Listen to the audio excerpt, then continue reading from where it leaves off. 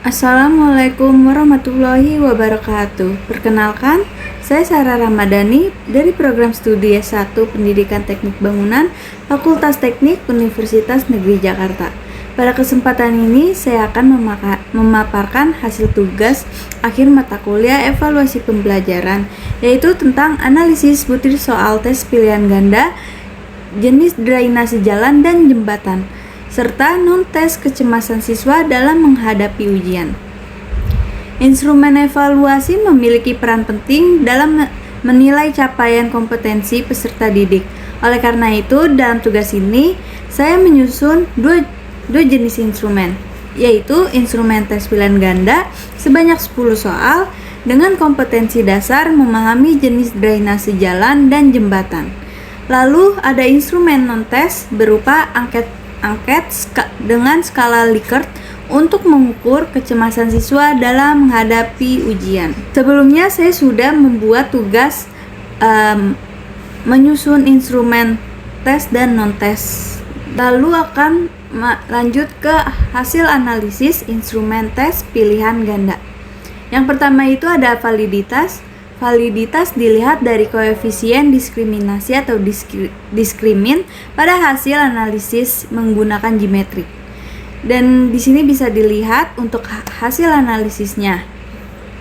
Dengan kategori validitas kurang dari 0,20 itu koefisien validitasnya kurang 0,20 sampai 0,29, koefisien validitasnya itu cukup 0,30 sampai 0,39, koefisiennya itu baik, dan kalau lebih dari 0,40 itu koefisien validitasnya itu sangat baik. Hasil validitas butir soal tes berikut ini. Untuk soal nomor 1 itu daya bedanya ada di angka 0,4307 dengan interpretasinya sangat baik. Dan untuk soal nomor 2 daya bedanya 0,0141 dengan interpretasinya kurang. Dan soal nomor 3 0,0831 interpretasinya kurang juga. Soal nomor 4 0,1819 interpretasinya itu kurang. Soal nomor 5 0,2765 interpretasinya itu cukup. Dan soal nomor 6 min 0,244 interpretasinya itu kurang. Soal nomor 7 0,227 itu tergolong cukup. Soal nomor 8 0,0466 dengan kategori kurang. Soal nomor 9 0,5253 kategorinya sangat baik. Dan soal nomor 10, soal terakhir 0,2990 kategorinya itu cukup. Soal dengan validitas rendah bahkan negatif seperti soal nomor 6 menunjukkan bahwa soal tersebut tidak dapat mengukur materi yang seharusnya diuji dengan baik. Bisa jadi soal itu memiliki opsi jawaban yang terlalu mudah ditebak, tidak jelas, atau kurang sesuai dengan indikator yang telah dibuat sebelumnya. Sementara soal nomor 2, 3, 4, 6, dan 8 juga perlu ditinjau ulang, baik dari segi materi maupun konstruksinya. Misalnya bisa jadi soal terlalu mudah, terlalu sulit, atau distraktornya tidak berfungsi maksimal, sehingga hasil korelasinya terhadap skor total tes menjadi lemah. Lalu yang kedua itu ada reliabilitas. Dalam konteks analisis butir soal, reliabilitas menggambarkan sejauh mana instrumen tes mampu memberikan hasil yang konsisten dan dapat dipercaya sebagai alat ukur kompetensi siswa SMK. Kriteria reliabilitas dapat dikategorikan sebagai berikut, di mana kategori sangat tinggi itu nilai koefisiennya 0,900 sampai 1, sekian. Lalu untuk kategori tinggi 0,700 sampai 0,899. Untuk kategori cukup nilainya 0,400 sampai 0,699. Kategori rendah 0,200 sampai 0,399, dan untuk kategori sangat rendah ada di nilai 0,000 sampai 0,199. Dari data analisis menggunakan Gmetrik, nilai reliabilitas instrumen tes telah dihitung menggunakan KR21. Berikut adalah hasilnya. Dengan cara metode Goodman's L2 dengan nilai koefisien 0,4576, kategorinya itu cukup karena dia ada di nilai koefisiennya itu ada di angka 0,4576, yang dimana tadi kategori cukup itu ada di angka 0,400 sampai 0,699, dan untuk koefisien alfa itu ada di 0,3748 dengan kategori rendah. Feld-Gilmer nilai koefisiennya 0,5194, kategorinya cukup. Feld-Brennan dengan nilai koefisien 0,3820, kategorinya itu rendah. Lalu yang terakhir itu ada Raju Beta, yaitu nilai koefisiennya 0,3748 dengan kategori rendah. Berdasarkan tabel reliabilitas, nilai reliabilitas instrumen tes itu ada di 0,3748 hingga 0,4576. Oh ya, untuk reliabilitas nilai koefisien alfa sebesar 0,3748 termasuk kategori rendah yang sudah saya bacakan tadi. Sedangkan Goodman L2 sebesar 0,4576 masuk kategori cukup. Artinya konsistensi instrumen masih perlu ditingkatkan. Lalu yang ketiga itu ada daya beda.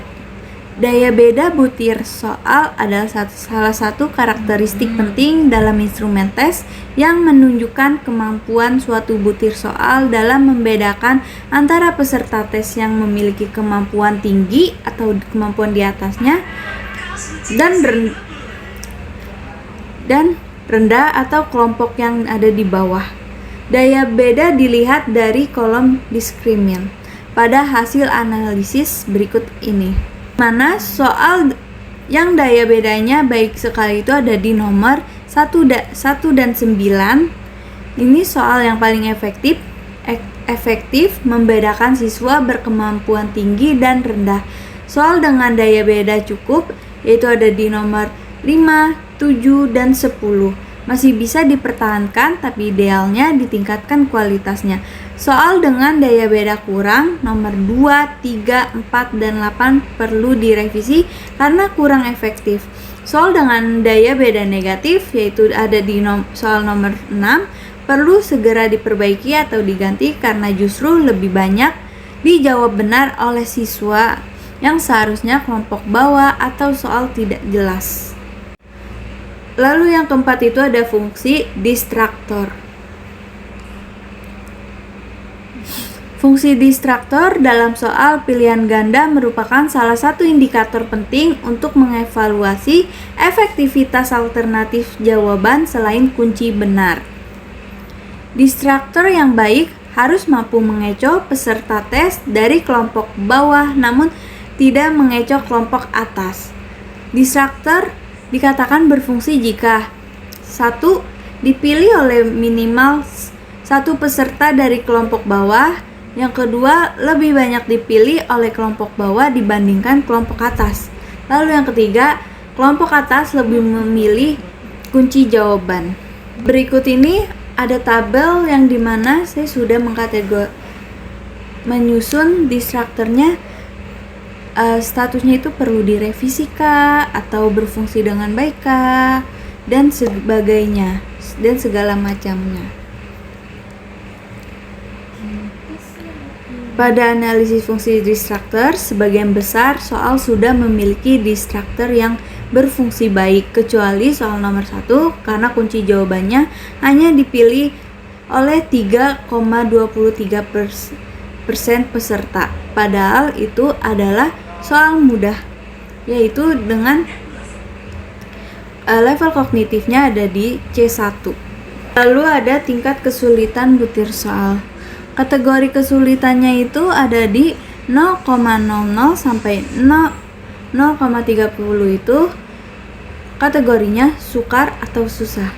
Lalu 0,31 sampai 0,70 kategorinya itu sedang. 0,72 sampai 1,00 sekian itu kategorinya mudah.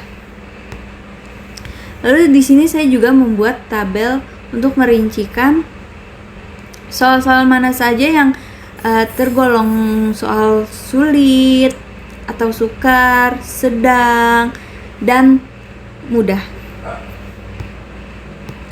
Soal nomor 1, 5, 9 itu termasuk sukar. Proporsi peserta yang memilih kunci jawaban di soal-soal ini rendah, yaitu sekitar 3,23% sampai 16,13%. Artinya hanya sedikit siswa yang mampu menjawab benar. Soal ini bisa dikategorikan cukup sulit untuk siswa. Lalu soal nomor 2, 3, 4, 6, 7, 8, dan 10 itu termasuk ke dalam sedang. Proporsi siswa yang memilih kunci jawaban berkisar antara 32% sampai 45%. Soal-soal ini tergolong sedang, artinya masih bisa dijawab sebagian besar siswa tapi tidak terlalu mudah. Dari data analisis saya menggunakan Gmetrik, tidak ada soal dengan difficulty kunci jawaban di atas 0,70, jadi belum ada soal kategorinya mudah. Lalu saya akan melanjutkan untuk hasil analisis instrumen non-testnya. Instrumen non-test terdiri dari 10 butir pernyataan dengan 3 dimensi, yaitu worry, emotionality, dan fisiologis. Hasil analisis validitas, hampir semua butir memiliki nilai di atas 0,40 dan masuk kategori sangat baik kecuali butir nomor 1 yang berada di angka 0,3559 dengan kategori baik.